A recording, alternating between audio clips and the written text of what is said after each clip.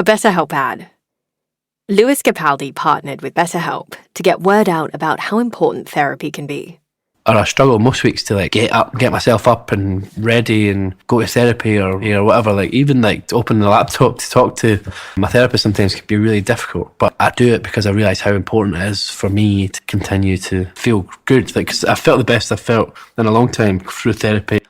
Learn more about online therapy at betterhelp.com. This episode brought to you by Progressive Insurance. Do you ever find yourself playing the budgeting game? Shifting a little money here, a little there, and hoping it all works out? Well, with the Name Your Price tool from Progressive, you can get a better budgeter and potentially lower your insurance bill too. You tell Progressive what you want to pay for car insurance, and they'll help find you options within your budget. Try it today at Progressive.com. Progressive Casualty Insurance Company and Affiliates. Price and coverage match limited by state law. Not available in all states.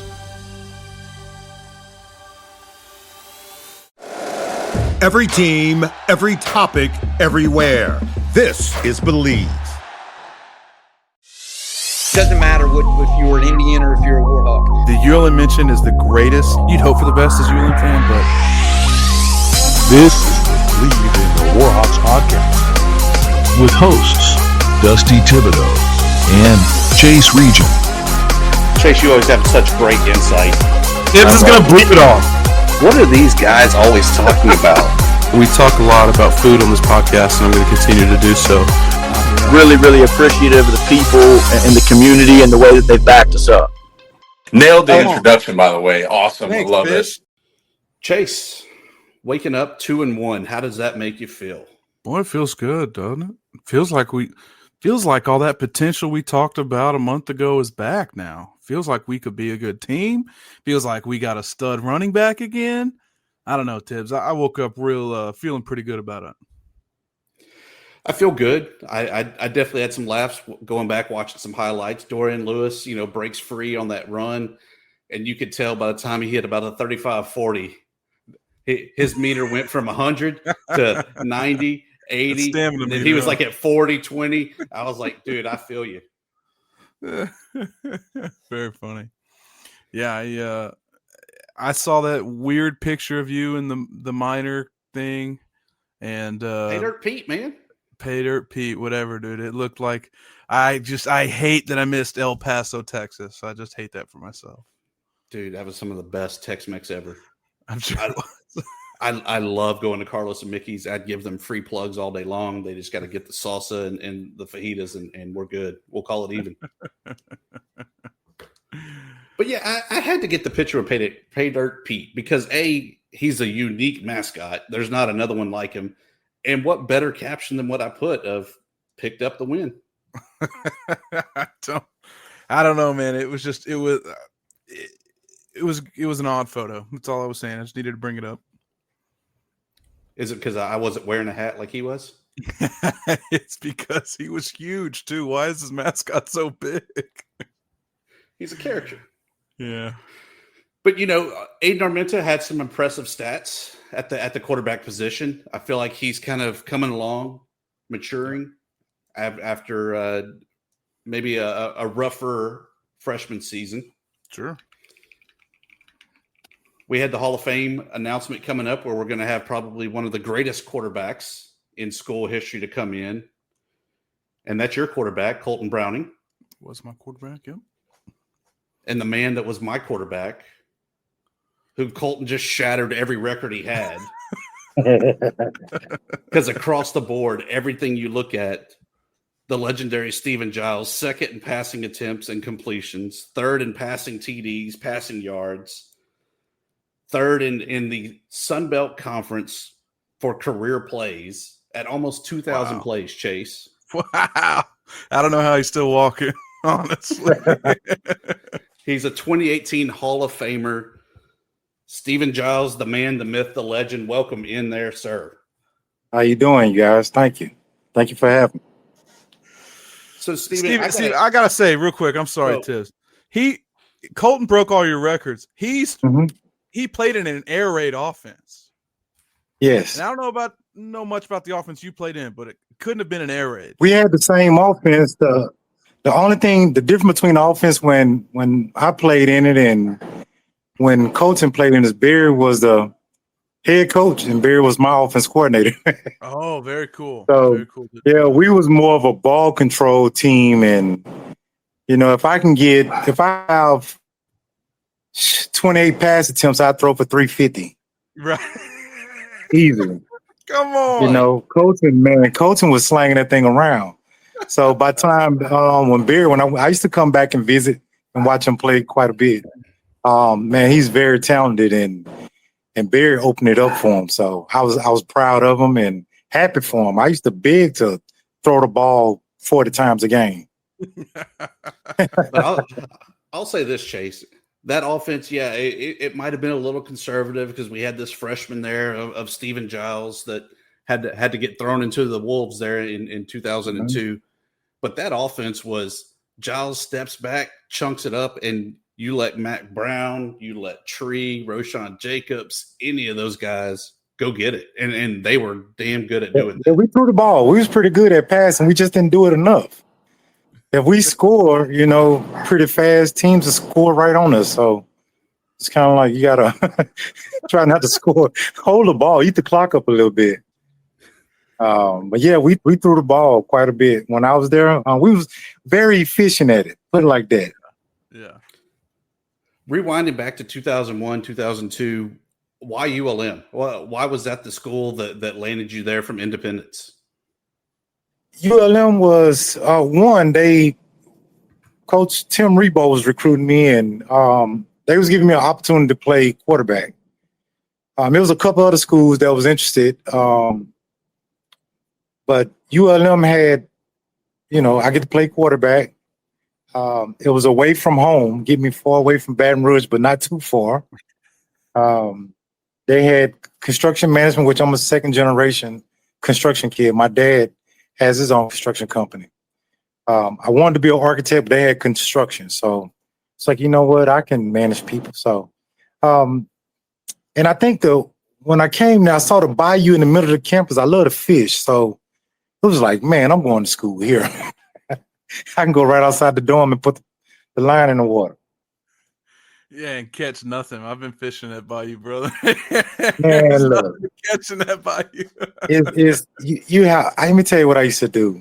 I catch a little bitty perch, put a huge bobber on it, and put it back on the hook and throw it out there and wait for a bass to bite. Come back after practice, huh? Wait for something. Well, I know you started as a freshman, and I've seen that happen. I couldn't imagine that happening at quarterback. What was it like, coming into that league and just coming to that level and just rolling right on the field? Well, it was another reason for ULM is I looked at it was an opportunity for me to play as quick as possible. They had, I think it was a couple quarterbacks there. I came up early during the summer, and it was like, man, if I go in there, because I think they was 2-something the year before, and I was like, you know what, I'm gonna come here and we're gonna win the conference for sure. And that was my goal. And my class, when we was coming on our visits, meeting a lot of those guys, they was pretty talented. Kevin Payne, Errol Hogan, Jason Shule. Like, we had some in our class that came in that year. Tree, Druzon. So I was like, we was all talking like, hey, man, we're going to come here and help change the program. And that was our goal at ULM. Yeah, and y'all definitely did it. I mean, it took some time to kind of gel and come in together.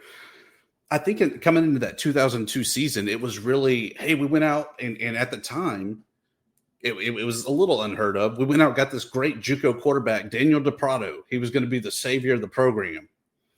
But he just wasn't able to really get the offense, wasn't able to see over the offensive line. So I feel like at the time, it was like, well, we have this freshman. We'll just throw him to the Wolves and see what happens because, we got to get him mature. Is that kind of the feeling that you got in that season as well? Well, yes. And for me, it was more like camp. We was competing. And I was the number 3 quarterback, but I was throwing touchdowns on the starting defense. So they was like, that's when coaches kind of started noticing, like, hey, this guy, he can throw the football. You know, I was raw as a quarterback as far as fundamentals. So Coach Tommy Condell, man, we spent a lot of hours training and being very, very smart at the game. So he taught me a lot when it came to reading defense. So at the end of the day, I can read the defense and throw go balls. So, but it was kind of like, hey, just get out there. And he gives the guys the best option to win. So, hey, just let them play. Well, you leave ULM, you go play for many years professionally. Tell me what your experience was up north. Was it as cold as everybody says it is? Yes, it is. Certain times of the year. It's very cold. That was very interesting. I remember my first year when snow, my wife and I, we moved up there and it was September 4th, and it was snowing. I was like, oh my God. So it was a game I remember in October. I swear it was snowing, sleeting, raining, and it was like negative 17 degrees. And my God, I was a rookie. I couldn't even feel my feet, like up to the middle of my shin. I couldn't feel anything below that. So I went in the locker room and it was halftime. And the coach was like, he gave his speech and he was like, all right, guys, let's go. I was still sitting down at my locker and he asked me, he's like, Steven, let's go. I was like, Coach, I'm not going back out there. And he was like, what you mean? You have to. I say, nah, Coach, it is too cold to be playing football out there. You get paid for this now. That's what he told me. He say, son, you get paid. I say, Coach, you can have that check. So he had to give me the speech. Who is your idol? And, I was a Brett Favre guy. So he's like, Brett play in the cold all the time. And a lot of the veterans was laughing because I was a rookie and no one really taught me how to prepare yourself for the game. And I'm like, how these guys out here with short sleeves on and, just socks, like it is freezing. They was rubbing atomic bomb on their body and I didn't know that. Is that also the same time your wife was probably like, Steven, I love you, but I didn't sign up for this? Yeah, she actually missed my touchdown because they put me in because I used to do the quarterback sneaks. And I scored. So when I got to the car, she was in the truck, the truck running. And I was like, hey, did you see my touchdown? She was like, yeah. And I looked at it. I was like, you didn't see it. She said, I did. And it was too cold. I went to the car. That is amazing. Yeah, but it was cold. It was fun though. I enjoyed it. It was fun. It's just like the professional football, is having the right opportunity for you. And I kind of got tagged with a backup role. I was able to play here and there, but I wish I'd had an opportunity like ULM gave me to just say, hey, go play. But I enjoyed it. I had fun, met a lot of great people. I had opportunities to play. And then when I had a good season, I finally, had a breakout year and injured my shoulder. So it was like, okay, well, I guess this is coming to an end. But I was able to go back and play 2 more years after that. So I was fine after that. After 2 more years and able to throw the football, play in another game. I was fine. But I enjoyed it. Beautiful country, clean food. It's totally different than the United States. Totally different. With that said, I know you didn't get any hardware when you were in the CFL, but 20 years ago, ULM, champions of the Sun Belt Conference. Did y'all really get a good feeling throughout that season, knowing that you started off 0-3, that this was going to be the historic run and really the only conference championship that season?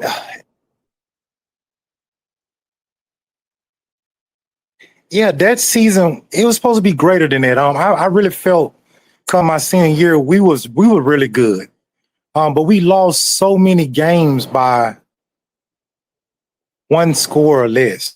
And that's what kind of hurt, anything can happen. we had a lot of talent. Like by my senior class, and guys was playing good, and we was right there. It just, sometimes you get those breaks and sometimes you don't.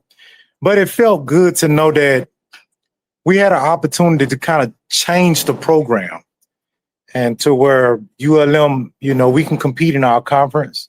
Because I remember our freshman year, it was tough. But we was able to compete, and we felt good about what we was able to leave the guys coming behind us. So to go out and see them and see how they grew so much, and the way the campus look, and the guys out there look bigger, faster, and stronger than we were, it's fun to see, and knowing that I had a pivotal moment throughout that process for ULM. Do your kids know or care that you're as big a deal as you are at ULM? I don't think they care. They see dad, I come out here, I coach my son at 17, and man, I had those kids running like they was in college, and they was a bunch of red kids that probably shouldn't be playing football. So he had a lot of opportunities to play, win some games in basketball, football, but he look at it like, that's dad.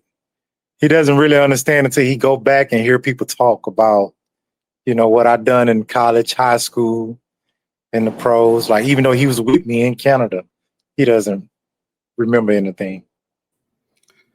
It sounds very much like one of the best Bo Jackson stories I ever heard is, I forget whose son it was, but it was like a coach or a player's son. And he was like, "Do you know who I am?" And the kid's like, "No." He's like, "You ever heard of the Heisman Trophy?" He's like, "Yeah." He goes, "Well, I won that in '85. And the kid just kind of looks at him like, "That's a long time ago." Yeah.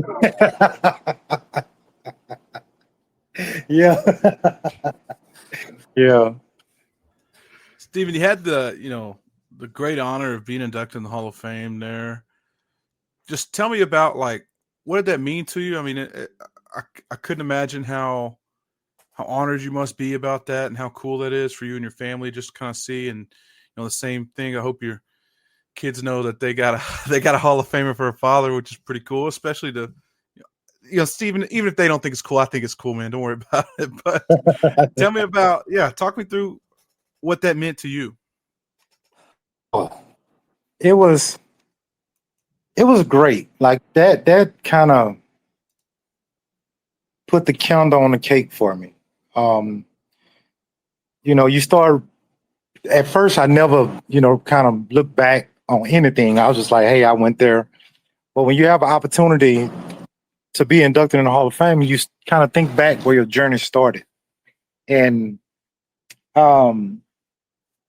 just going back to your high school days and committing to ULM, not knowing what to expect, just go there and give your best effort.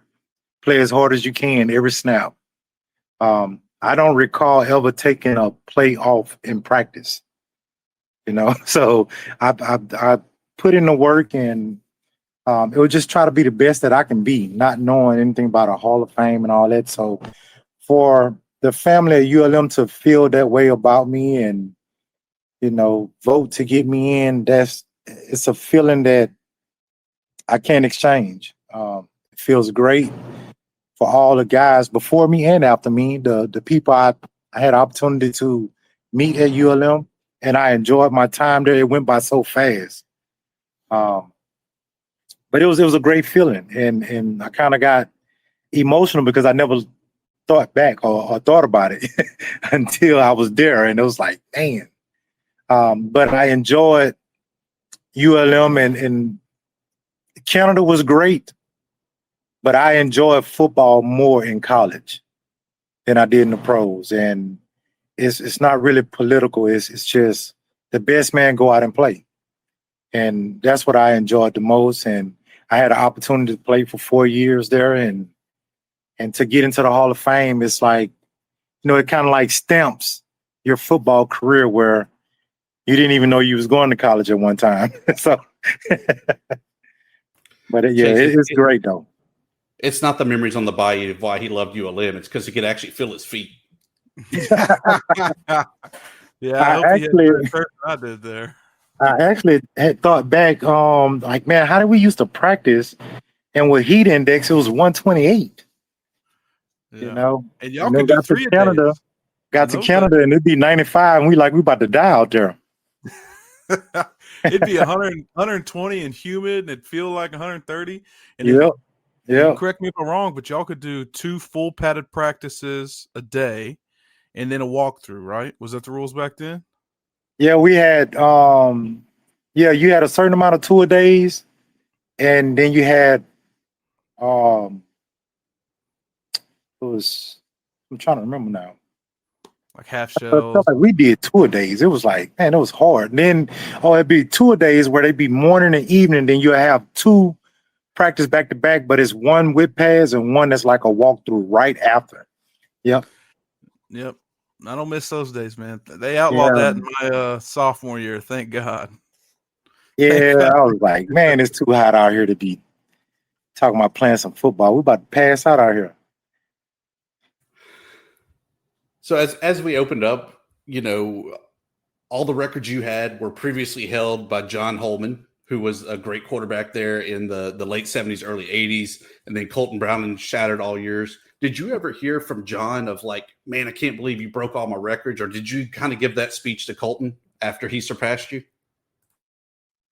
Nah, well, I talked to Colton. I was coming back and forth, especially when Barry was the head coach. So I was able to sit in the locker room while in game plan with Coach Barry.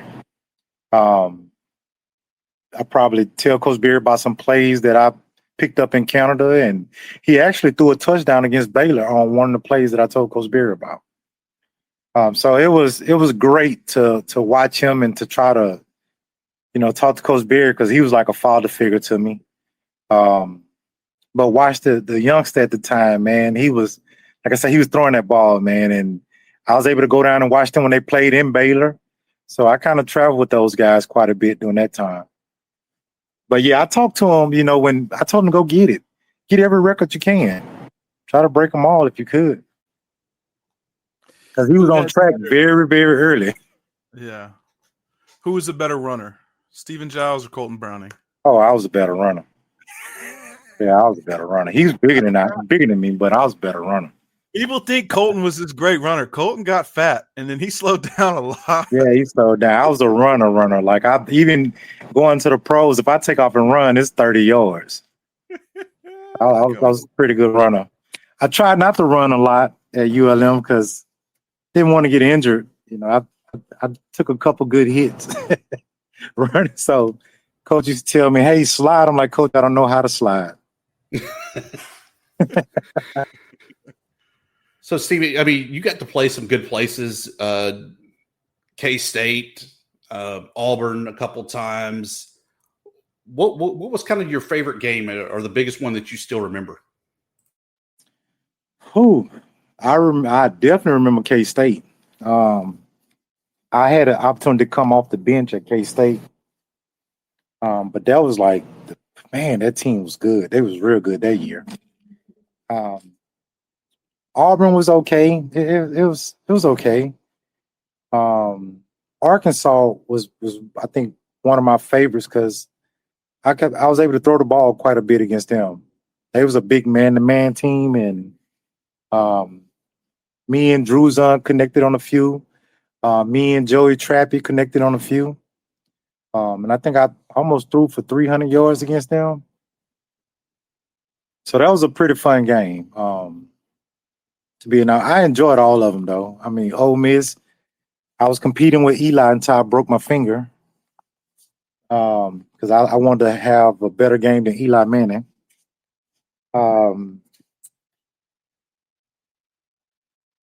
LSU, oh, Lord, that was a swamp game. It was a thunderstorm before we played, and we didn't have the long spikes in our cleats, so we were sliding all over the field while they running like it's dry on the outside. So, and you know what I remember about the LSU game when you brought that up?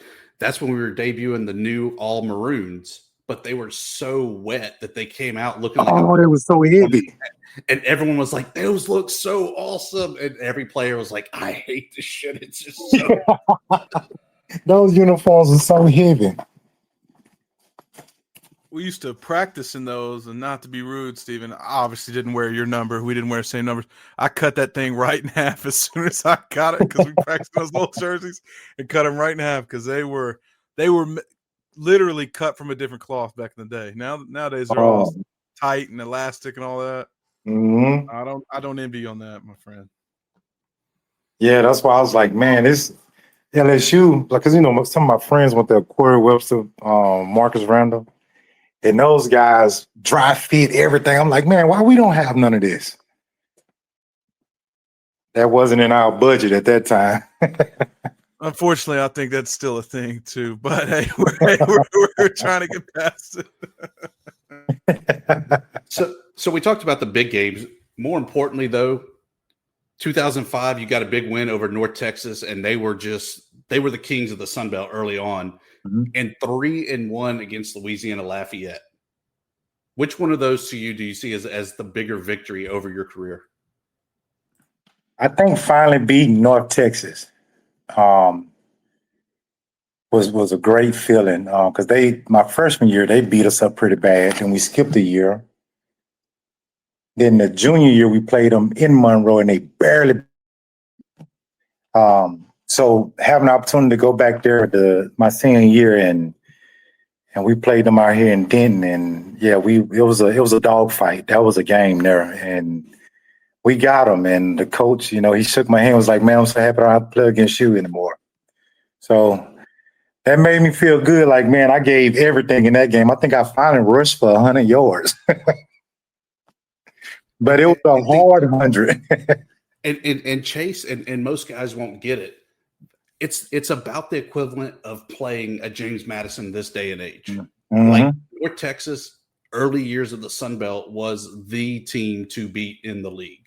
Mm-hmm. I remember for some reason, I do remember this, Tibbs, because I grew up about an hour 15 away from North Texas. And Steven, and Tibbs, you might even remember this guy's name, but he was the fastest player in college football. He played for North Texas. He returned kicks, and I think he was their running back. And I just remember him. I don't. Nah, he's a receiver. Talking about Johnny Quinn. Maybe. He ran in the Olympics. Yeah. Yeah, Johnny Quinn. I played football with him in Canada. Yeah. I remember UNC just being cold, and nobody in the DFW even knew who they were yet. They really did great back then. He's actually, Johnny was so. If you look at him, you wouldn't think he was that athletic. That guy's a freak of nature. I mean, he runs like a cowboy, but he's moving so fast. Yeah. And then he can catch. Oh my God, I threw him a touchdown or two. I had him for a little bit. Yeah. Come on. His wife missed all of it, though. His wife was like, hey, I don't blame her, dude. Honestly, I don't. Yeah, but Lafayette was a good rivalry for us. I think we beat them every year except for my last year. They came to Monroe and beat us. I think that's why we wound up tying for the Sun Belt Conference. Yep. Yeah. Giving me PTSD on that one. Oh man, for me, it's Florida International. We should have beat them, but we missed the field goal at the end, and we should have beat them. I think we had Northwestern that year, Northwestern State, and we should have beat them. And it was like we was beating them 23-0, and they came back and beat us. Like we couldn't even get like a field goal in like the fourth quarter. It's like, man. Beat us, and with Toby Ziegler, the Neville kid. Yeah, that's why I believe in throwing the ball. So when I coach, I throw the ball. I throw it because we was passing and was beating them 23-0. We stopped throwing the ball and tried to eat the game up, and they was coming back slowly but surely. Let me give you some more PTSD. You played Northwestern State at home. You go to Wyoming. Then you go to Athens, Georgia, play Georgia. And then you go to Florida Atlantic in 3 weeks. That's crazy. Awful. Yeah. That is awful. It is. And we would lose. We lost all those until we got to Florida Atlantic. Yeah. And then there was a little hurricane down there. Yeah. Yeah, that was a hard. I used to ask Coach. I asked Coach Weatherby. I think it was Coach Weatherby, and I was like, Coach, why do we play these games? He's like, what game? I'm like, why are we going to Georgia? Why are we going to LSU? Why are we going to Auburn? You know, it's to have an opportunity to win that game. Man, you talking about it's going to be a dog fight, and you cannot make any mistakes. And that's when I learned kind of, you know, how everything works with the smaller D1 programs going against the big guys, you know, and the funding and finance to cover your program. So whenever we have an opportunity, like when them boys beat Alabama, I was excited. I actually won $250 on that game too. Not coaching, yeah. So it was legal. It was legal. Yeah, it was legal then. I was in the pros then, so yeah. So I've always root for the underdogs now because it's, you know, it's nothing like, hey, I'm gonna take your money but come in here and beat you at the same time. Man, I got so many memories of talking to Steven through his playing career. I got to ask you about this because I really don't remember. I remember asking you something after a game once, and you said, "Oh, it ain't about me. It's about my boy John Winchester." And I swear you had the biggest man crush on that guy ever, of the linebacker John Winchester. Man, John Winchester actually out here by me. I see him every now and then. But John was the first linebacker that I watched just run through the offensive line. I don't care who we're playing. K-State, Georgia. Like when I watch him, I sit back and watch him say, let's see if he make the play, because they're going to run the ball. And just watch this guy just bust through them guys. And it's like, I don't never see this in practice. Yeah, he was very talented, man. I think John Winchester could have had a huge career on the next level if he never would have injured his knee. He tried to shake back after the knee injury, but he wasn't quite. He was still good, but he wasn't quite the same as winning, you know.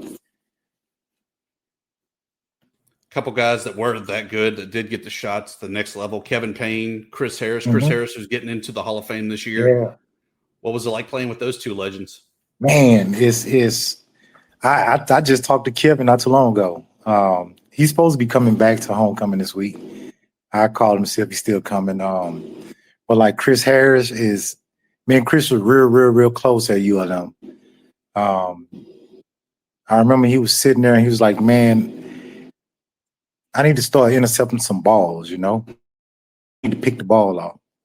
So I started talking to him about what we're looking at, because he's like, what is it you looking at? And I was fine with helping him until he started intercepting my ball. But yeah, playing with those guys, I mean, Jason Shore, I competed against Jason Shore in track in high school. We both threw the javelin in high school, and having an opportunity to play with him at ULM. And I watched, like I say, Errol Hogan on TV at O.P. Walker, and Drew's remember him from high school. So having an opportunity to play with them guys. Mac Vincent, man, to me was one of the best catching receivers I ever had. I just be able to throw the ball to Mac without even seeing him. So it was, you know, it's a lot of those guys that I had an opportunity. Maurice Saunier and like Lamont Finley's out here by me. So, you know, I have an opportunity to play with those guys and brag, especially on Chris Harris and Kevin Payne. So I was able to brag on them because they was drafted, you know, and that's huge for us at ULM. Steven, I appreciate it so far, dude. Honestly, of course, you know, I would walk past your name a lot and always dream about doing what you did there, and really always appreciate, you know, you're one of the people that really name carries some weight around there, whether your kids know it or not, Steven. I really, man, if you're a ULM fan, you definitely know who you are. So I'm honored you took time out to hang out with us tonight, dude. Oh, yes, sir. No problem. Thank you guys for inviting me. And we always want a legend on here. So you know, you're definitely welcome back anytime. Open invite. You want to break down the game? You want to talk some quarterback talk? I will try to stay. I'll try to stay with you. I promise. Oh man, yeah, I can talk football. The only thing better is if you know some baseball, you'll watch Chase. Actually, you'll see his soul just leave his body. We won't talk baseball, dude. We'll get in the intricacies. You and I will get in the intricacies of offensive line play, and it's tantalizing radio. I'll tell you, everybody loves it. What's crazy? My neighbor out here. My neighbor has a kid that's, I think he about 10, and he played with this man. He's ranked very high in the nation, and I watch him grow from 3 all the way up. And man, it's the amount of work his dad put in when I go watch him play here. These little kids, 10 years old, and they look like they're better than college players. It's amazing. You need to start recruiting, Steven. Start wearing that ULM stuff, every day. I wear it. Yeah. They all know. Hey, ULM, baby.